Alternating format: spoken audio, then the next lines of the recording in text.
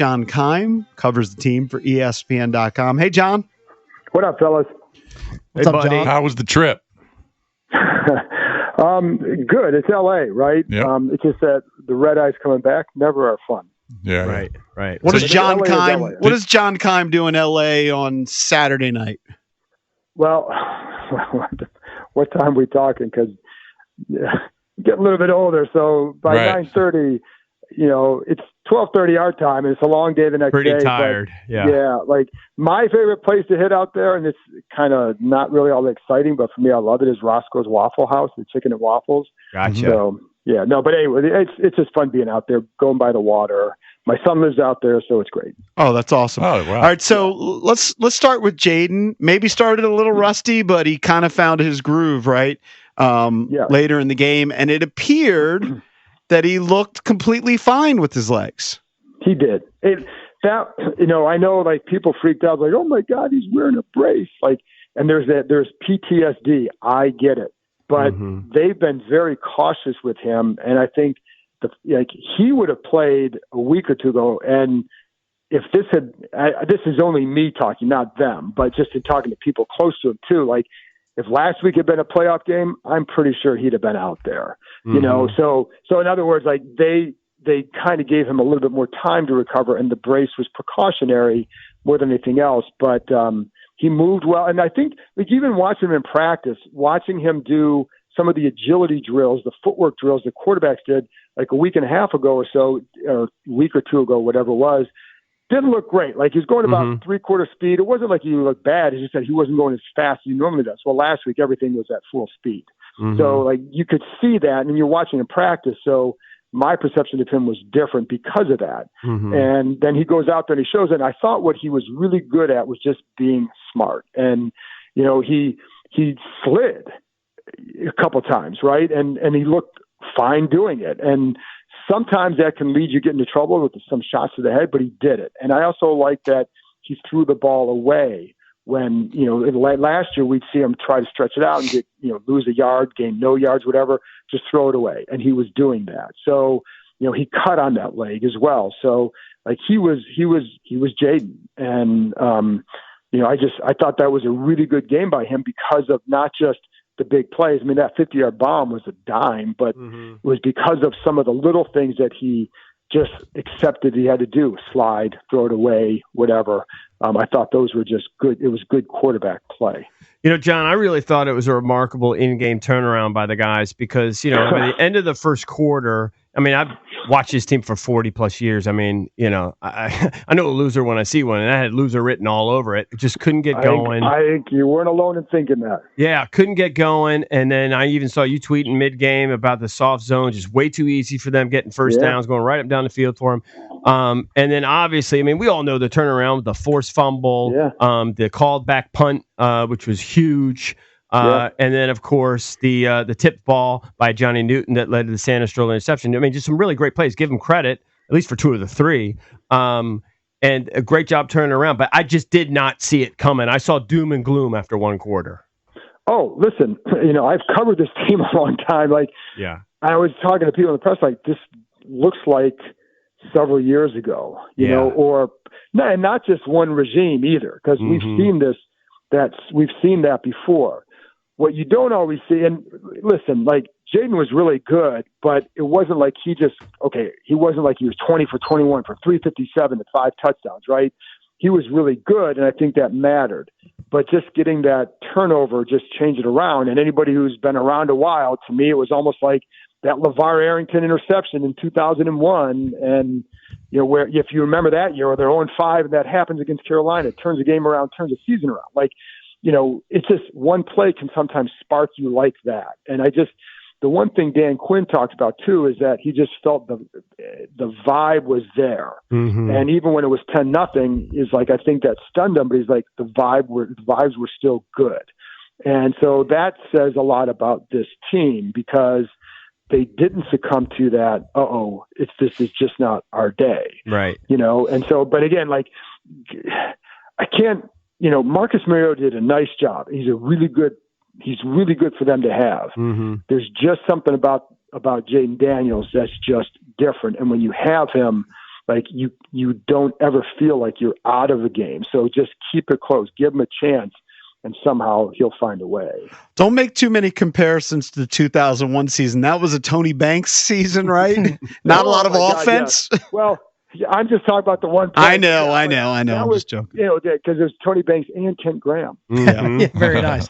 So, John, the Bill takeover is happening. 14 carries for 111 yards. He finds the end zone twice. Chips into the receiving game, 2 catches for 39 yards. Meanwhile, McNichols and Rodriguez, 6 carries combined for 13 yards. They're really leaning into the rookie. Do you see more of this? Do you see more on his plate going forward after this performance in LA? I mean, why wouldn't you? Because whenever he's gotten the opportunity, he has produced.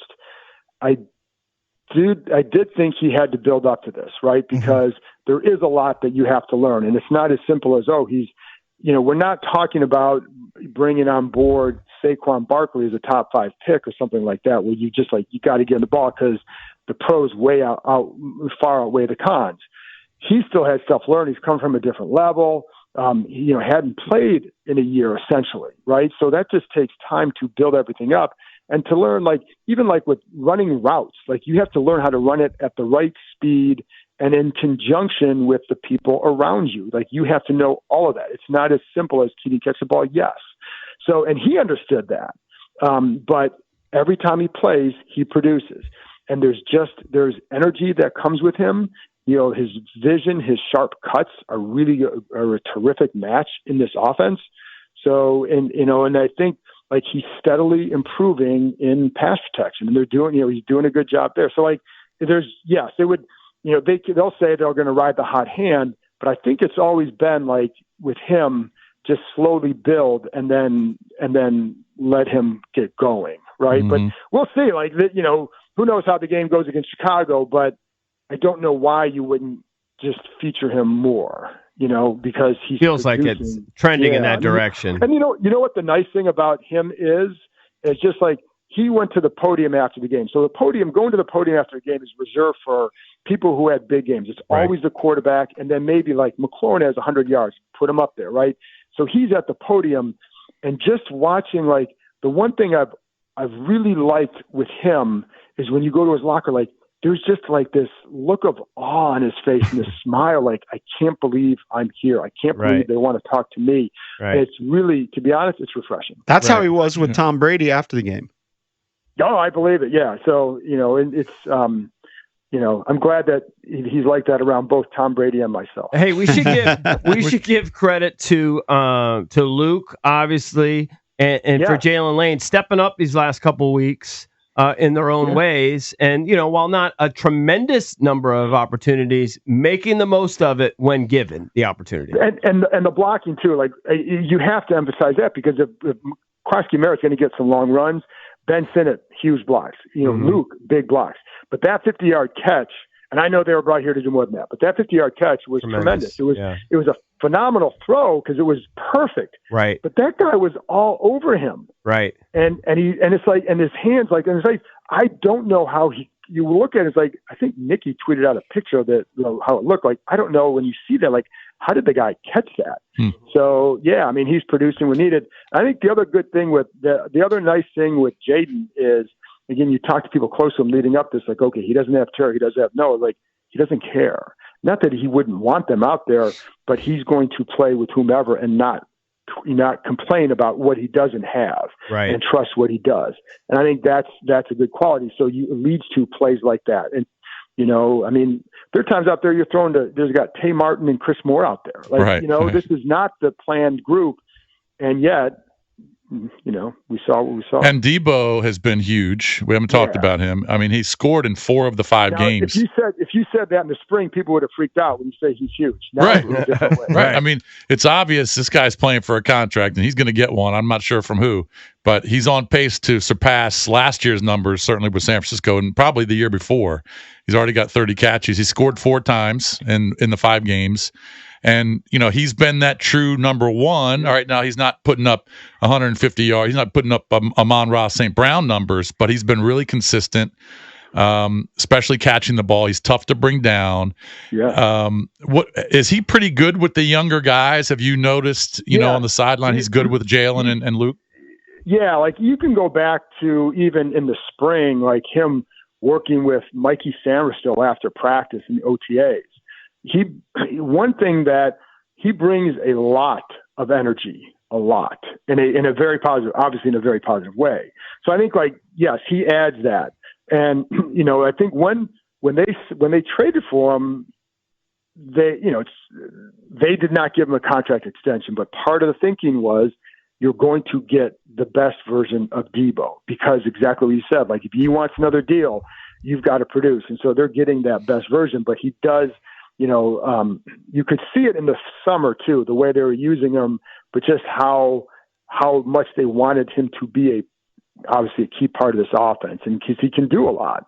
And he is a big receiver, not in the 6'4" sense, but he is, he's thick, muscular. Yes. Yeah, thick. Yeah. And so like you get those, so he'll break tackles, and you get him on those screens. Like, I don't think a lot of corners really want to take him on one-on-one, because he's, and I think the first time they do it, they might not want to do it the second time, because that's who he is. But he adds a lot of the energy. And I think that's like I always bring it, energy is a massive thing for these guys. And and I think to have a guy like him who does that, Terry brings it in a different way.